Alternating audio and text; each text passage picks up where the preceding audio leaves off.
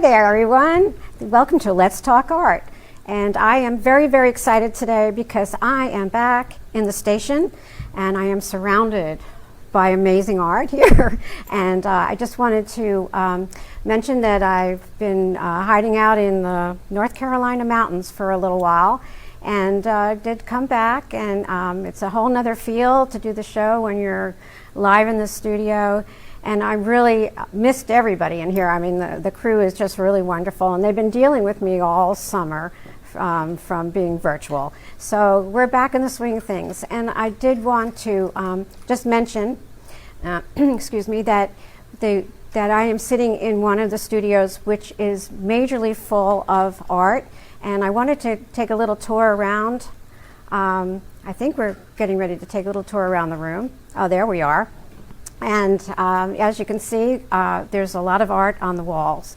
And we use a lot of this art for different sets, which really is wonderful because each room has different areas. I think this room right now has maybe 3 or 4 sets in it.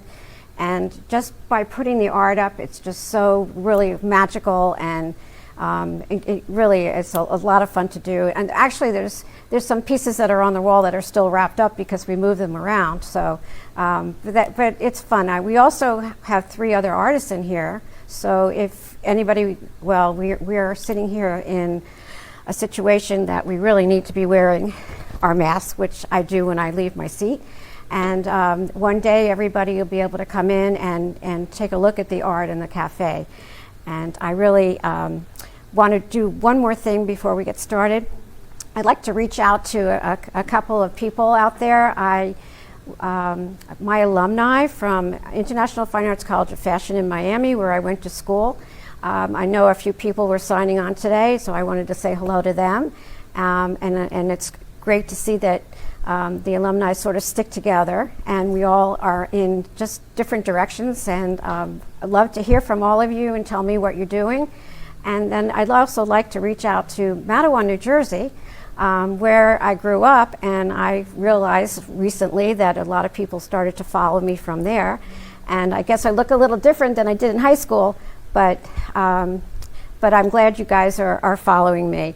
And so I also want to say that if you see any art in here and you love it, we'll be happy to send you a close-up picture, or you can come see it. I want to talk about myself a little bit. I guess there's a lot of people that have tuned in recently, and I know in the beginning of my shows I was talking about what I've done and where I've come from. And I just wanted to mention that I've been in the art world about 18 years now, and I happened to just fall over it in a way. I moved for my summers up in Mont-Tremblant, Canada, and in Quebec. And my husband was traveling a lot, and I decided to go out and get a canvas and a paintbrush. And I have not stopped since doing that. So I did want to talk about, I got very involved locally in a lot of charities, and people have asked me to do different work for them. And my biggest accomplishment, I think, is the piece that I did for Temple Bethel, which is right here behind me. It is a major glass piece, and it's there. Oh, that's a great picture. And it was, I took the piece and had the glass people put the leading in it so it would look like stained glass. And each little panel in there, he really loved it. It was really what he was looking for, and it was going into the, well, first I'll tell you that what was wrong with it. And so there were 7 plagues at the top, and I had done them backwards because, don't forget, I am doing things all backwards.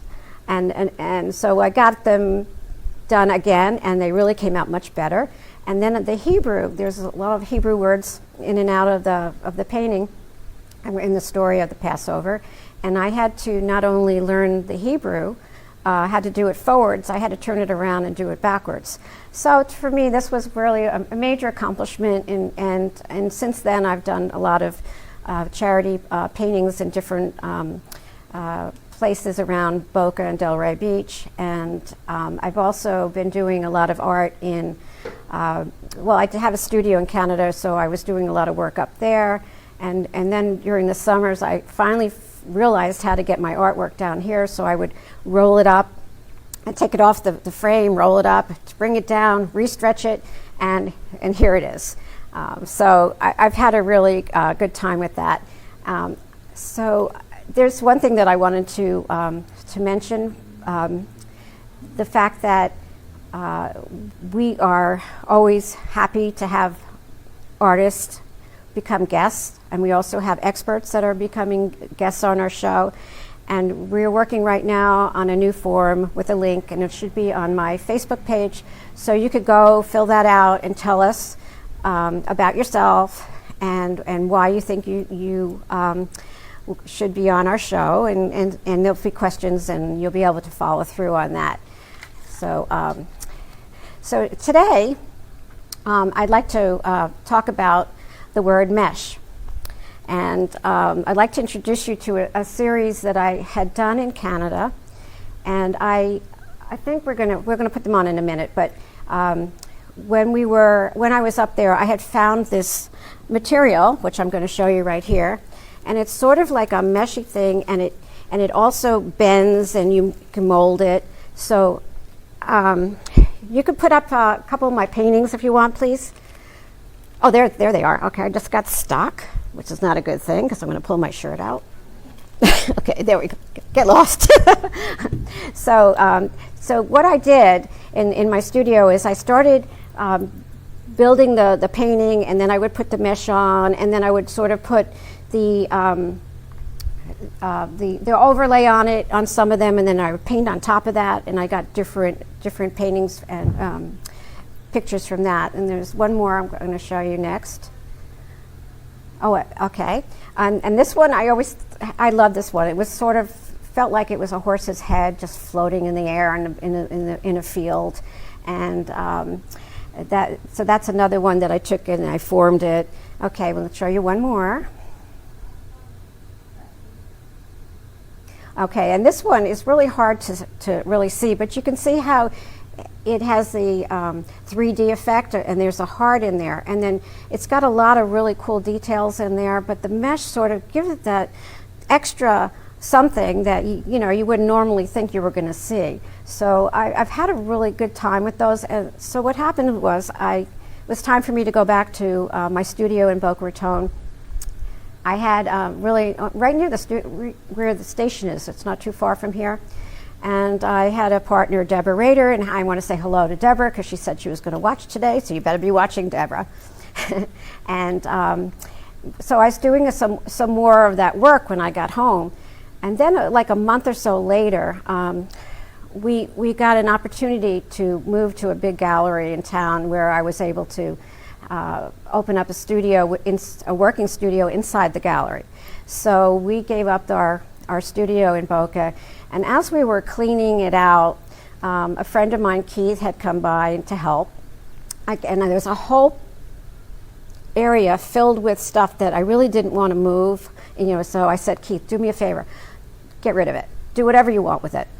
So that's happened there, and so the reason I'm telling you the story is about 3 weeks ago, right before I left North Carolina, the phone rang, and it had a North Carolina number, so I answered the number, and so the gentleman on the other end of the phone said, "Are you Amy Reshefsky?" And I said, "Yes, what can I do for you?" And he says, "Well, I have a painting of yours." And I said, "You do? Like, you're in North Carolina?" He says, "Yeah." He said, "Well, my father was in Delray Beach, I suppose, and he moved up to North Carolina, and he brought a stack of artwork up."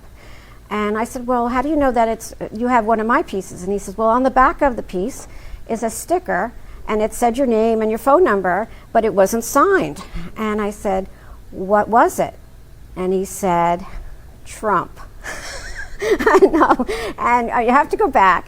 It might not look like it, but there's a side view because I'm working with the material to try and get a face, but I really didn't love it. And somebody said to me, "Oh, it looks like Trump." So I said, "Okay, I'm not going to get political here, but we're going to move it out." And that was right before the election. And so the gentleman said, "Yeah, my father really loved Trump, and I'm really calling to ask you, what I should appraise it for. And I had to laugh. I mean, like, first of all, I never expected anybody to have this. And second, to appraise it. So I said, you know what, I can't tell you. Whatever you'd like to do, it's yours. Enjoy it. So I figured there was just a great story to bring in. So that's why I brought the mesh story in, because of that just happened. And I like to talk about stories that are,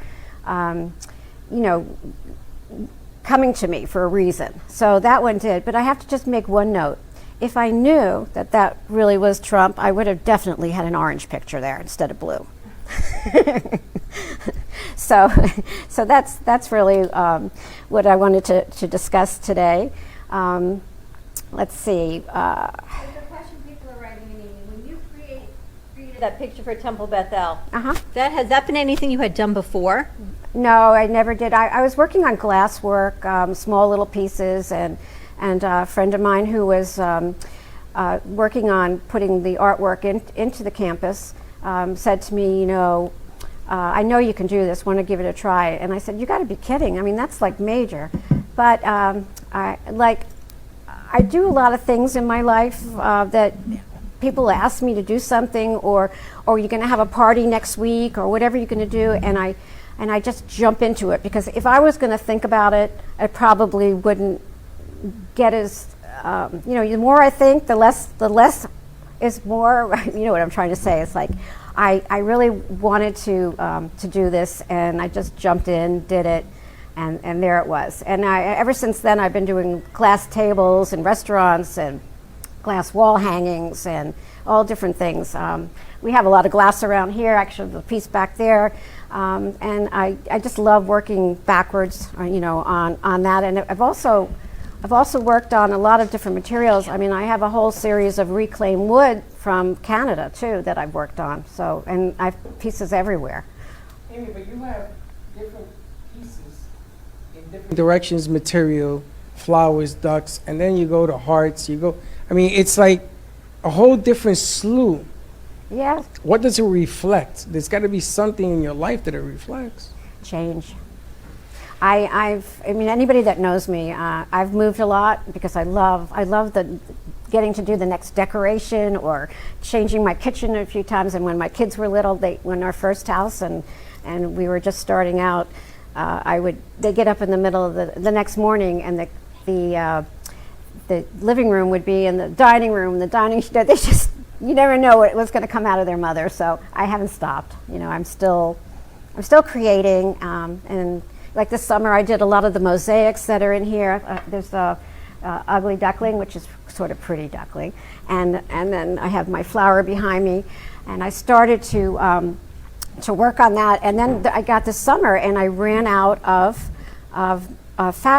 canvases, because I just took a bunch of my old things with me, and I was cutting them up and then making the new things, and then I didn't know what to do with myself. So my daughter sent me a wallpaper book, and I started to cut a wallpaper and redo it and everything. And there is a couple of pieces here I'll show you later on in another show. And so I move around. Your question was, why do I have change? I just, whatever comes to me. And one more little quick note is that I called up a couple of wallpaper book places to see if they had any things that they were going to throw away. And there's none to be. Somebody must have got my idea, and they're out there. And what I love about your artwork is it's so different, and for every viewer and every consumer, it's going to bring back something. So the Duckling, the Swan, it was up in storage, and they brought it down, and I saw it on set. And my sister used to always tease me that I was the ugly duckling growing up, and that I turned into a swan. Somehow, by the grace of the village that put me back together, I have turned from the ugly duckling in the family to the swan. So every time I see this picture, it makes me think of that. So that's what, and you've got children's pieces around here, and flowers, and they call that entanglement. The piano sits behind the piano here. So I would love to welcome up this studio for people by appointment to meet with you. Oh, I would love to that. show them around, because you can't even get a good sense of the amount and the scope of work you do unless you come in here. Right. Well, thank you. And I look forward to the one day when everybody can come in. So I think it's time for a commercial, because I don't want to lose space on my wonderful guest, Ricky Leiter. So we'll be right back. Maybe. Come see Amy Reshefsky, an artist here at the gallery. She has a plethora of art styles that will indeed captivate the human spirit, mind, body, and soul. From her vibrant pieces to her most shrouded pieces, come down and see Amy Reshefsky.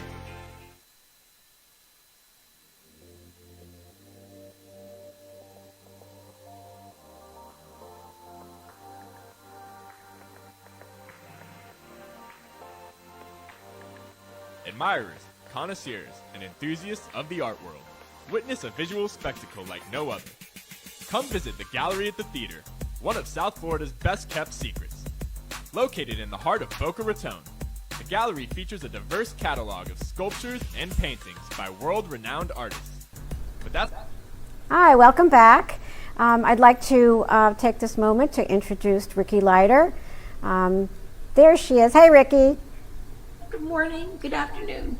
Hello. Okay, speak a little louder so everybody can hear you.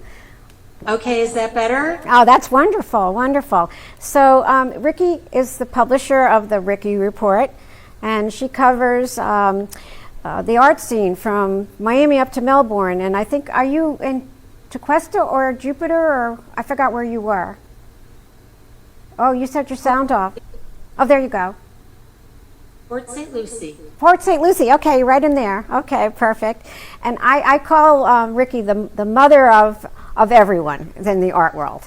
And I'm really excited that we finally got to talk and you're on, and you know everything that's going on in town. So like you're my major information center, and I know that a lot of my friends who are in the art world adore you, and I'm really happy to have you. And today I thought we would talk about marketing through the pandemic. I'd rather say, well, you know, that's a tough word for me because I really don't like the word. So I'd like to ask you, do you want to say something before I ask you questions? But I know we want to talk about how you get your artwork noticed and a few other questions, but why don't you just jump in and tell us a little bit about what you do? Yes, so the Ricky Report actually covers the visual scene. And much as we focus on southeastern Florida, I think our message is worldwide. And Amy, I just want to tell you, bringing the mesh and your passion together with your artwork is fabulous, and you hit the nail on the head. It's all about pain. We have to embrace it. And if you're looking for a book, call Resource Depot. I'm just wondering, your audio is a little bit, I'm losing words. I don't know if anybody else is. I just want to make sure everything's good. I don't know. Okay, try it again. Okay, I'm sorry. Go for it. Okay. Well, I have a few minutes to give you 5 tips on marketing your artwork. The first thing I want you to remember is a quote by Howard Cook. He's a media consultant to CNN, Talkers Magazine, and a plethora of other places. And his quote is, "Smart marketers know that people don't buy what you make. They buy why you make it." And so Amy talked to us about story, and you have to know your story. You have to be comfortable with your story. You have to practice your story. You have to know your audience. And now with the pandemic, if you always cater to tourists and tourists aren't coming, what are you going to do? You have to think about that and look at new options. Well, do you think that, Ricky, do you think that because people are really home now, that they have reinvented themselves a little bit too, and they've come out of their shells a little bit more because they have more time? I certainly hope so. Yeah. Most of the artists I speak with have been working throughout this pandemic. That has been their nourishment and their emotional support. Oh, absolutely. I agree with that. I don't know what I would Yeah. have done this summer without trying to do something to keep myself busy and not watch the news 24 hours a day. Yeah. Right. And that's not helpful. No. So what do you do next? So what I'm finding now is that a lot much inventory. So what do you do now? The first thing is to find an event or create an event. Like you have created amazing, fabulous platform. It's just wonderful. Thank you. So obviously you publicize. And of course the Ricky Report is here to help you do that. Absolutely. With article advertising. And I also suggest you follow nonprofit groups that are dear to your heart Right. and partner with them. And then they all will increase the advertising and getting the word out. There are just so many virtual opportunities now, and virtuality is not going to go away. We are not going to go back to what we were. Right. We're going to change and include virtuality Right. in that. You need to monitor as if you're a client and you're really digging. Who do you know who could help connect and network? Right. Yeah. Well, networking is amazing. Huge, huge. And then you also need to find if you don't know what to do. I mean, I do private consults. This past week, I was on some amazing sessions from the Clark Hewlings Fund. Okay. The foundation, right? You Ewing's can look at Foundation. Right. Look at your cultural or your art council and explore the virtual platform. There are so many new platforms coming out. StreamYard is a platform for artists who want to sell, not only by themselves, but bring in, again, some co-op, sell, here's something they did, and you invite somebody who does jewelry, and you invite somebody who does textile, and you do somebody with pottery. And Right. the four of you be on the same platform Right. selling. Yeah. Buddy system really helps. Yeah. And you learn from each other also. That's the most amazing thing. And if anybody goes to the Ricky Report, which you should all go to the Ricky Report and follow Ricky, you'll find a lot of your answers right there. And also, I didn't mention if anybody wants to reach out to the show. I forgot to put the number there, so it's 888-994-4995, and I wanted to say that. And if you really want to get to know Ricky, I'm sure you go to rickyreport.com and you can find everything you need to know. But I'm not done with you, Ricky. I just wanted to add that in there.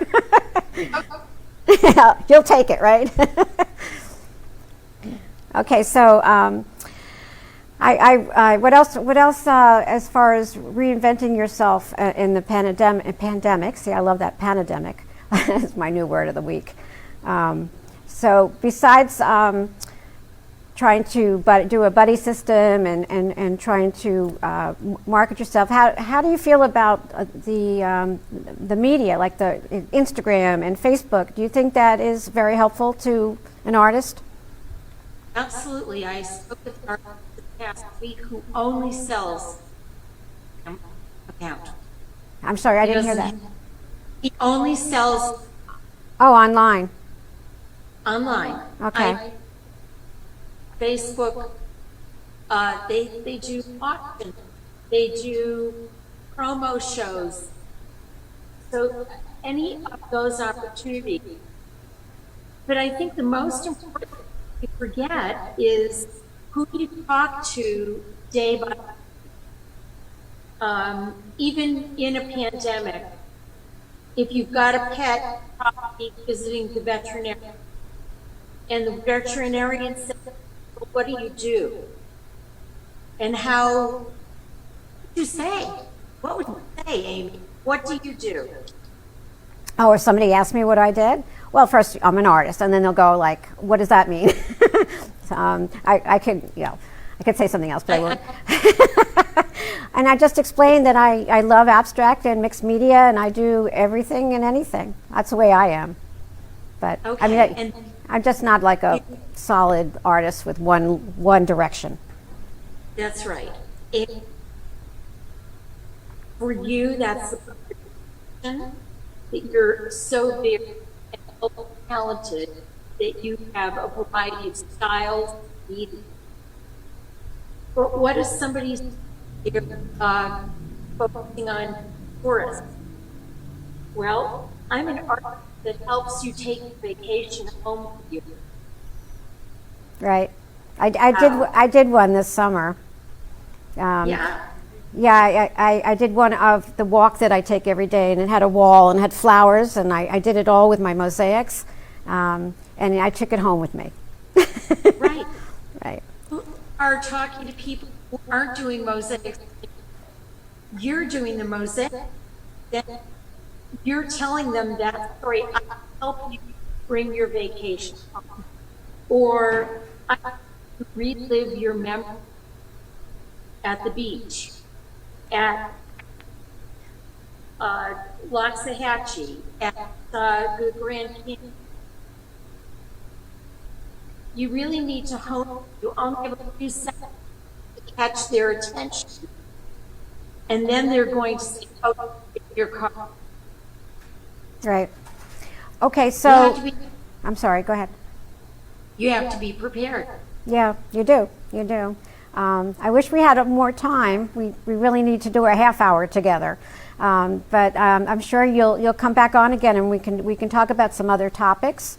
And I'm just so grateful that you found the time to do this with me, because I know I've been shooting for it a long time. And I just thank you very much. And like I said, go to therickyreport.com and sign up, because you guys will really learn more than you think by reading her articles and finding out where the next shows are, and all the different information for artists and also non-artists. And I just want to say that next week, after this crazy little week of our political election, and hopefully we'll be happy next week, I have an expert coming on in their field, Perla Lichi, and she's a very well-known designer, and we will be discussing art in a designing space and how important it is for the art to be in that space. So I look forward to that show, and I really, really thank you so much, Ricky, for being here today. Yeah, I'd love to come back. It's RICKIE.report.com. Okay, got it. Okay. So I think that sums up our show today. And if you guys have any questions, please text me on my Facebook page, The Art of Amy Reshefsky. And also, I'll answer the questions live. You can call in, and next week I'll be sure to flash the number. Oh, it was flashed. There it was. And I look forward to talking about another part of the art world and a new guest. So look forward to seeing you all next week. And so I'm going to say bye now. Come see Amy Reshefsky, an artist here at the gallery. She has a plethora of art styles that will indeed captivate the human spirit, mind, body, and soul. From her vibrant pieces to her most shrouded pieces, come down and see Amy Reshefsky.